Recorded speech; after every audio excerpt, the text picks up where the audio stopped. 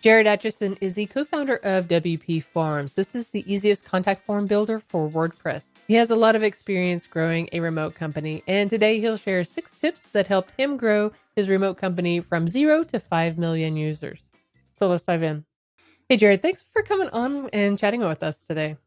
Thanks, Christine. I'm really excited for this opportunity and to speak to the WP Beginner audience. A lot of people don't know the whole background. I was wondering if you could give us a bit about your background and how you got started with WPForms. Absolutely. So I'm Jared. I'm the co-founder of WP Forms, and I've been with WP Forms for almost 7 years. 7 years, I believe, in March. So about to have a little birthday / anniversary coming up. Really excited about that. But yeah, we've been primarily working on WP Forms, and of course now we have WP Mail SMTP and Similar and some other products and services under our umbrella. But yeah, we've just been growing ever since, and been working closely with Syed and the other brands at Automotive, and it's just been such a fun journey.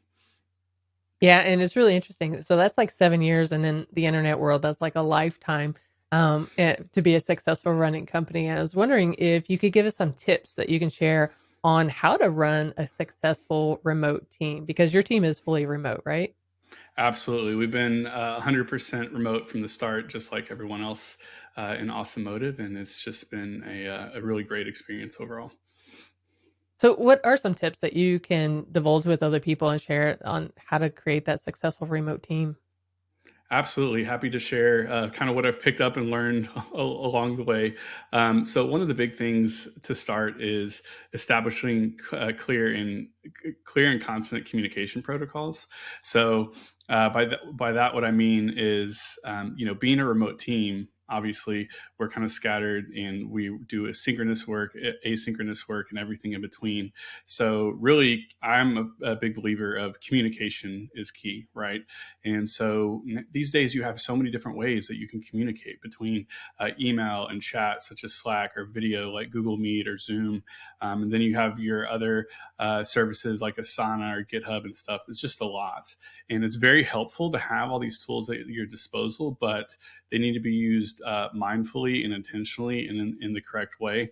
So really, having guidelines and boundaries and expectations around those clear communication protocols is what allows us as a remote team to stay in sync and make sure that we're effectively all rowing in the right direction at the same time to try to accomplish our goals. So, having expectations around those different mediums of communication and how those are used is really critical. And then outside of just that, what we also do is, we have daily or weekly check-ins across the team, being all remote, right? So some of these are manual, some of these are automated, such as like weekly short one-on-one check-ins where we have a quick call to sync up with team members to see how things are going, how sprints are going, how things are on track. But then we also have automated stuff. We have daily or weekly stand-ups for just different groups of the team that they just get a quick Slack message that asks like, how are you feeling? What are you working on today? What are you planning to work on tomorrow, and stuff like that. So that lets us keep a pulse. And so it's a good balance between having some FaceTime and having some real-time communication with the team, but also not just being overburdened with constant meetings and check-ins. And so the stand-ups then give us the other side of that, where we're getting the pulse and the feedback from the team member, but we're not constantly just pinging them, asking them for updates and everything like that. They're able to just provide that to us passively, and continue to do their own work. Yeah, I like that. And so would you say that that also, because it's remote, it's really hard to have like that company culture or, the connection. And so do you think that having those meetings kind of help with that? Or was a tip for fostering that the company culture? Yes, it is. So the communication, being very mindful with that and intentional, definitely ties in, and that's a critical part of fostering a strong team culture. And culture is really critical to our success. And by the success, I mean to our product, to our team, to our business across the board. And it's very important to me that we promote, grow, and defend our culture rather vigorously, because I look at that as like the foundation of so many things. So we do have, weekly team meetings to sync up. And in these meetings, yes, we talk about, what we're going to be working on and everything going on within the team and the products. But we also start the meetings with good news. The first 5 plus 10 minutes of these team meetings are, what did you do this weekend that was like fun? Share some pictures of somewhere you went this weekend, or like from your kid's birthday party or something like that, right? To keep our culture and that connection.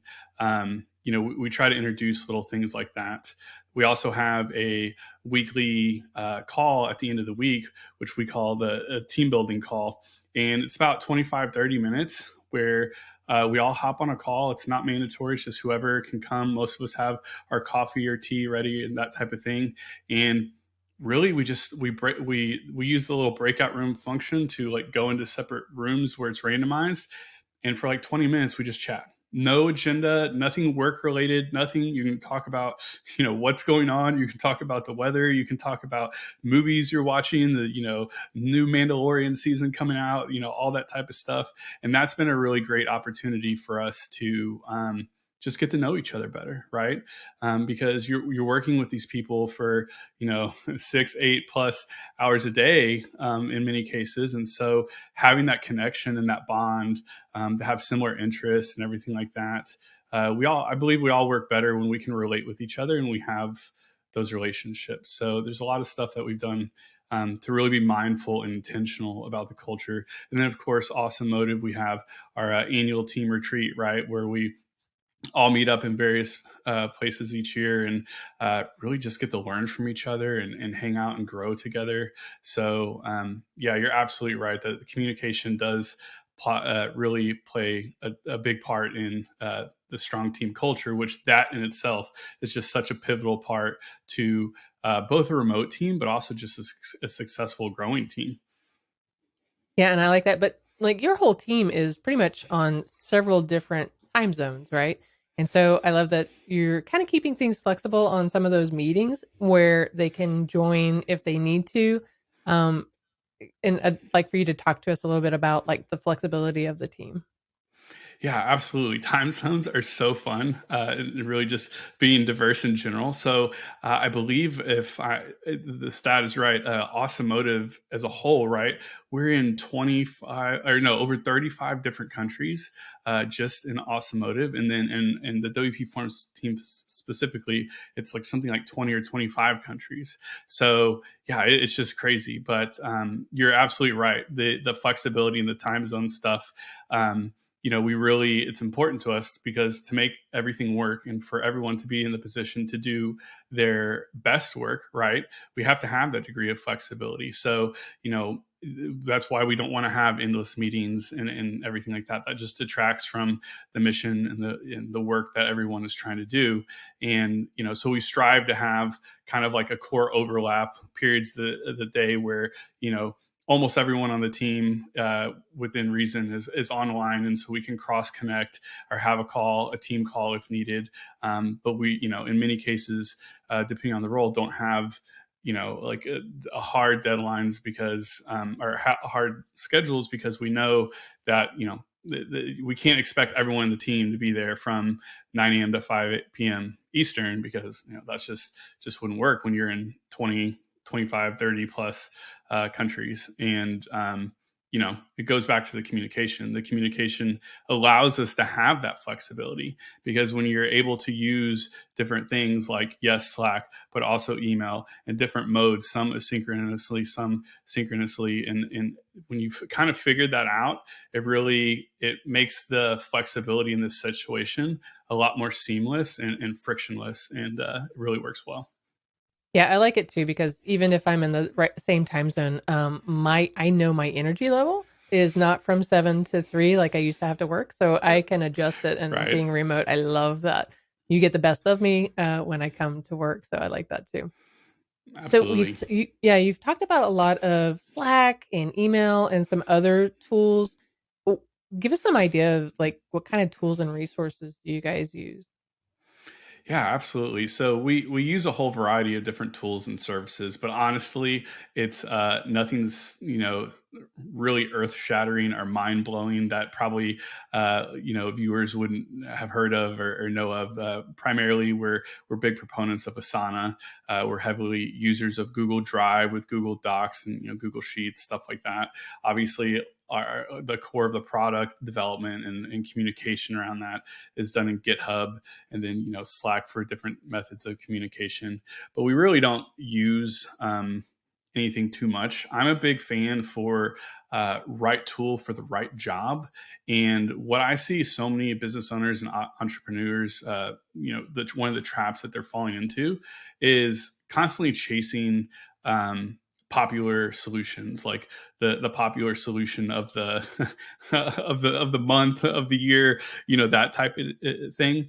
And the problem with that we've seen, having been at this for a while, is it's kind of great until it's not, and then something better comes along, and the time and energy and resources that you spend periodically, constantly, switching to different platforms because that's a platform that's perceived to be superior. It all adds up in the long run, right? So like Asana is great. It's long, it's tried and true and trusted. Of course, now there's other, spinoffs of that, and there's Slack is kind of there, and there's other things, and so we really just have over the years stuck to our core, and we've learned how to use those tools and resources really good and really efficiently. And it's really benefited from us, instead of just constantly always being on the constant lookout of like what's better. So Yeah, that's a really good point about not jumping. So many people like to do that, and it's a lot of wasted energy on doing that. It More importantly, like we're talking about tools, but it kind of boils down to more about giving the employees like trust and autonomy, I would say, right? I was wondering if yes, you could talk to absolutely. us about that. Yeah, one of the big things that's important at AM is that we really encourage autonomy and trust. And this starts obviously at the top, and this starts on the leadership level. And it's really important that we all realize that mistakes are going to be made. Like, that's unavoidable, right? But what's important is that we learn from those mistakes, because that's what these mistakes are. They're learning opportunities. And if we go into this expecting that mistakes are not going to be made, we're not being honest with ourselves, frankly. So as leaders, we have to know that and foster that and encourage that. So I always am a fan of the philosophy, like trust but verify. So my job as a leader is to really just get out of the way, honestly, and let the team members grow and excel and be productive and do their job, and have a good time doing it. And guess what? At some point in the future, like, things will probably go off the rails, and these people will fail. We all fail at some point, right? I fail at some point, but that's okay, because that's when we self-reflect and look at that as a learning opportunity. And then if we're doing it right, then we make sure that mistake is never made again, and we make new mistakes and we learn from those. So that's really how we get in this flywheel effect of learning. And then the other part of that too is, being a remote company, one of the traps that you can kind of fall into, which I talked about with communication, is really just avoid micromanaging, because you can't just go and pop into someone's office like you can, or you don't have water cooler talk. There can be the instinct to kind of, ping people and, hey, what are you working on? How are things going? Almost too much, right? Because being remote, you just don't always see the output on that instantly. But micromanaging, it's not productive for anyone. It's a misuse of time. As a leader, as a manager, like it detracts from your time and what you could be working on. And on the other end of things, it takes away from their work, and it's not an enjoyable experience for them. So those are just really things that we work hard on. And I would say, one of the other things too is, in automotive, we're big fans of reversible versus irreversible decisions, and this has just been immensely helpful for everyone in automotive. And that is, when you're looking at a decision or something that needs to be made either by a leader or a team member, we really look at this and say, is this something reversible or is it irreversible? And 9 out of 10 times, this is going to be a reversible decision, right? And so that means like, let's get it done. That doesn't mean we're going to make rash decisions or do something crazy, but it gives us the confidence to not fall into the trap of chasing perfection and overthinking things. Because at the end of the day, likely something can always be done better. And if you just fall into the trap of chasing that perfection, nothing's ever going to ship, right? So we really stress that hard with everyone, and that's become a really big like tool in our tool chest to have that mentality and just like do our best work. Yeah, I love the reversible versus irreversible. But the biggest question on that is like, how do you know if it's working? Like, is there a way to monitor and improve some of these items? Yeah, that is a great question. So again, it does a lot of this goes back to being, a remote team, which introduces its own challenges and these type of things, which would otherwise be a little different, if you're in an office setting. But, it's really important to have KPIs that indicate success. And so the goal of these KPIs are to give kind of a high level view to show us, if things are getting off track or if things are maybe not panning out like we hoped or expected. So, in our team, we have a couple different scorecards that contain these KPIs. One on like an overarching team level that everyone in the team looks at in a weekly meeting, so we can see different areas of the team. How different KPIs went the past week, how those KPIs stack up to not only of our expectations, but then historical weeks. So it gives us a real good picture. And then different groups in the team then have like their own more granular KPIs, say related to content or related to product development or support and things like that. So those KPIs are really important in letting us track progress and detect if things are coming up. And then of course, in terms of like product development, which, being a product centric company, that's critical for us. We have the typical milestones and sprints and everything like that. And that allows us to all work together, row together, as I said. And it gives us something to rally behind. So those things have been just really helpful. But even you can have all the KPIs in the world, and that gives so much insights. But there's a lot of direct tie into this, into what we already talked about, which is the constant and clear communication.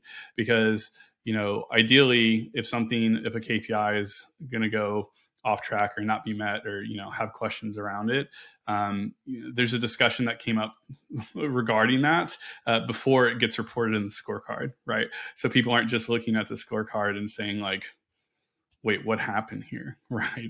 So one of the big things that we're a fan of in the team and at Awesome Motive is just being proactive in communication about these KPIs and when you're monitoring things. So if a deadline's not going to be met, or something has come up, or something obstacle has arisen, right?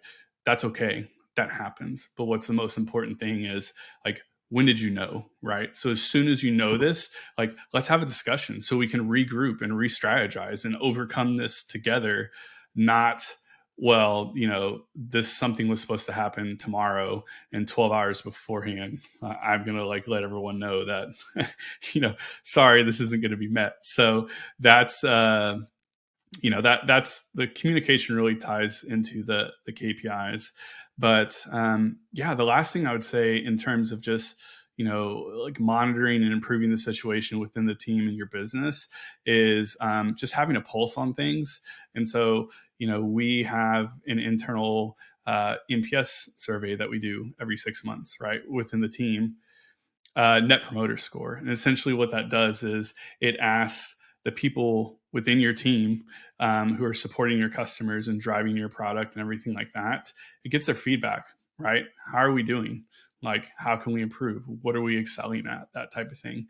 And the feedback that we get from that is very helpful and, eye-opening sometimes. And that's how it allows us to continue to improve across the board, by having these open and honest feedback loops, and proactively asking for feedback with our processes and our products and everything like that. Because leadership needs to know these things to be able to improve. So just across the board, it's kind of a multi-pronged approach, but it all comes together nicely and is really awesome. These are some amazing tips, and it's like it's perfect if regardless if you're like a single person having your own website and you're starting to hire on writers, or if you're a small team.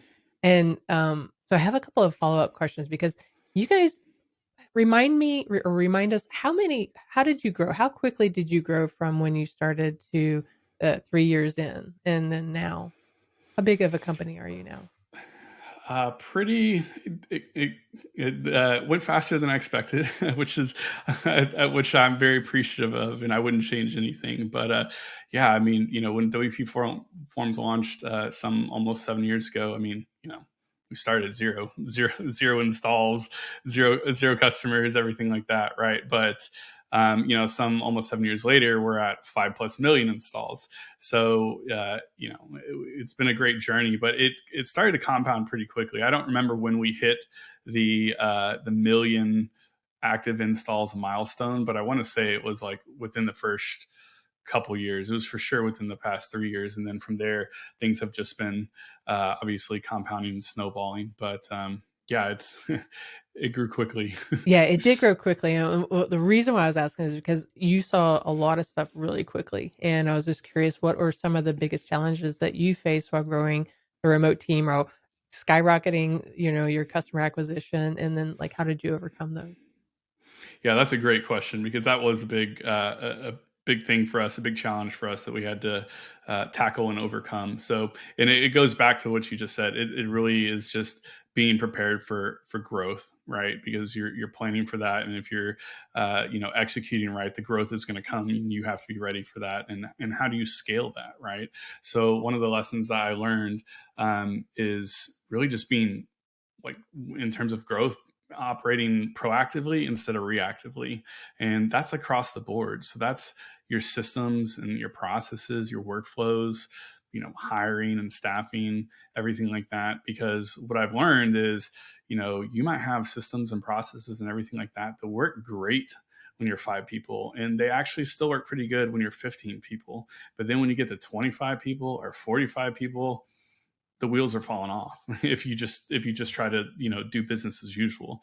So you have to look for opportunities of what are things that you've been doing that may have worked amazing, but guess what, your team's evolving and growing, and your product's growing and evolving. So your processes and your systems that support that, like, they have to continue to grow too, to support that. So and then obviously, same with hiring, right? Like, we one of the things that we very much pride ourselves on is, frankly, world-class support for our customers, both in WP Forms and everywhere across automotive.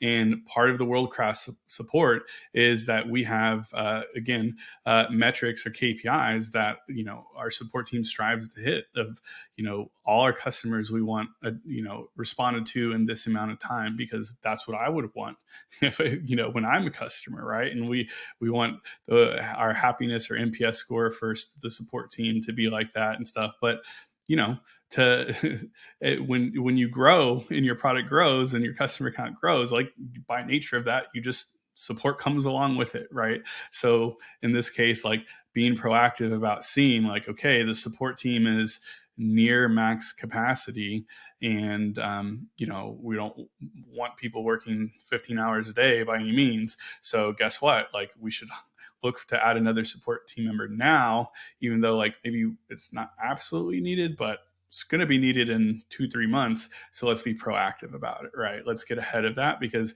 that's what's going to best serve our customers and make sure that this is seamless to them and they don't experience any pain points. So, how would you say having a remote team, how does that impact the culture and the diversity of the company? Oh, it's just been amazing. It's had a huge impact, and honestly, looking back, I can't imagine having done it any other way. And if I was to do it all over again, I would do it the same way, frankly. So, it comes down to, obviously, we talked about our culture and how important that is, and that leads to fostering the diversity that we have in our country, or in our company, which I mentioned was, over 30 plus countries represented in across automotive. But we are better because of our diversity. Our company is better, our teams are better, our products are better, and there's really no question about it. But what that means because of that is we have to be real mindful to have clear and intentional we have to be clear and intentional about our decisions and communications when we're represented as a truly global team. But that's reflected in our work, and I think that we're all better for that. And really, over the years, I've just learned so much from our team members, and continue to learn every day, from them, and I'm very appreciative of that. And frankly, I'm a better person and a better leader because of what I've learned from others, thanks to the culture and diversity that we have in automotive. Yeah, definitely. And I have a quick question about the fact that I mean, we've always been remote work, but a lot of other companies have started becoming remote work, and there's always been this question of this work life balance. So, how do you think? How do you handle the remote work life balance for your team? That's a great question because it's not always easy, especially in our case, right? At Automotive, we really pride ourselves in being a team of high performers, and that's awesome because it means that we're all, when we all get to work in the morning or walk in the office, so to speak, that we're super excited to tackle today and work together and just build great things. And we also means that we're all leveling each other up constantly. But the thing that you have to be careful of and mindful of when you're a team of high performers is to, try to avoid or foresee burnout and steer clear of that.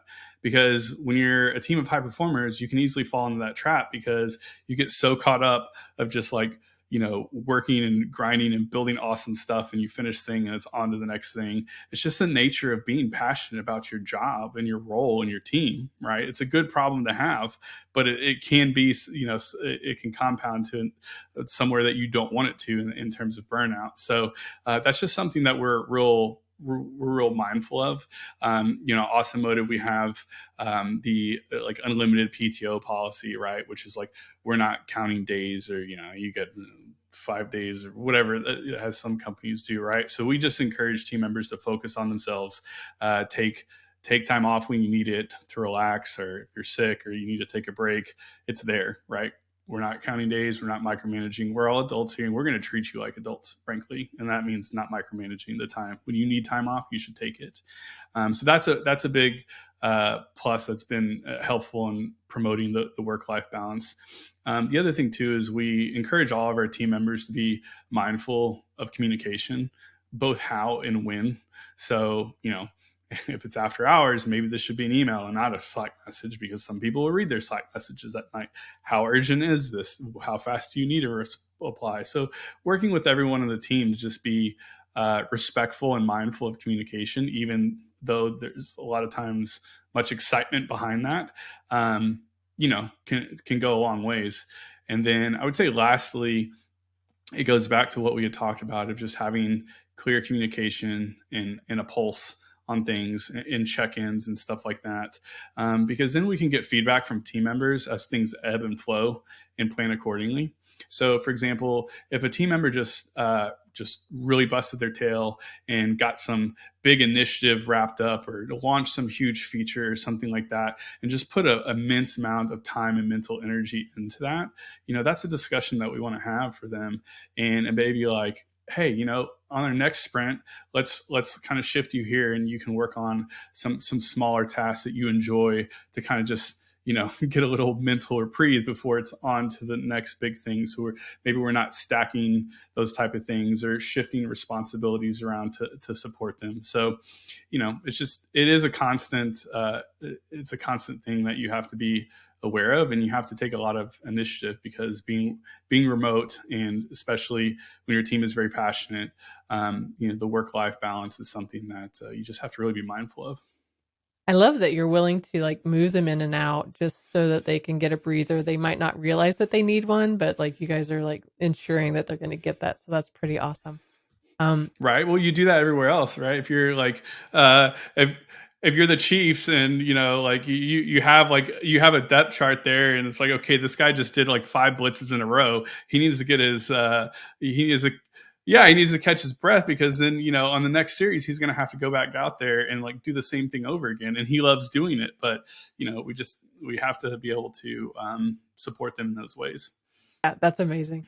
Okay, so final question. Do you have any advice for an entrepreneur who's just starting out and considering building their own remote team for their own business?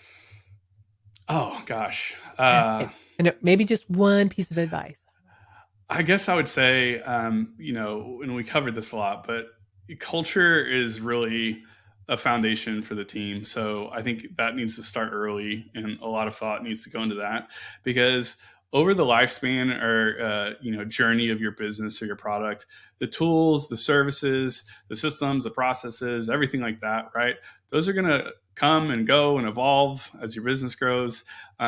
But your culture is kind of constant, right? The culture is always going to be there to support your team through the highs and the lows. So start with the culture, I would say, has been a big philosophy at Awesome Motive, and it's really been a guiding principle, and what led to our supported by the core values that we have, and that's been a good decision. But past that, my biggest advice would be comfortable and okay to make mistakes, and just own them and learn from them, because as we mentioned, they're learning opportunities. And if we're as business owners and leaders, if we're waiting to execute or start on something when we feel fully prepared and we feel like we have the playbook right here for like absolute success, and we feel that level of confidence, odds are that day is probably never going to come. Like, because we're always learning. So it's just take action, start doing, and, be open to learn along the way. Growing a remote team can be a daunting task, but as Jared shares, it can also be very rewarding. And we'll have all the links that we talked about in the show notes below, or the description if you're watching on YouTube. And if you need a simpler contact form that can also automate your whole workflow online, then you can check out this video next on how to create a contact form for your website. And I'll see you over there.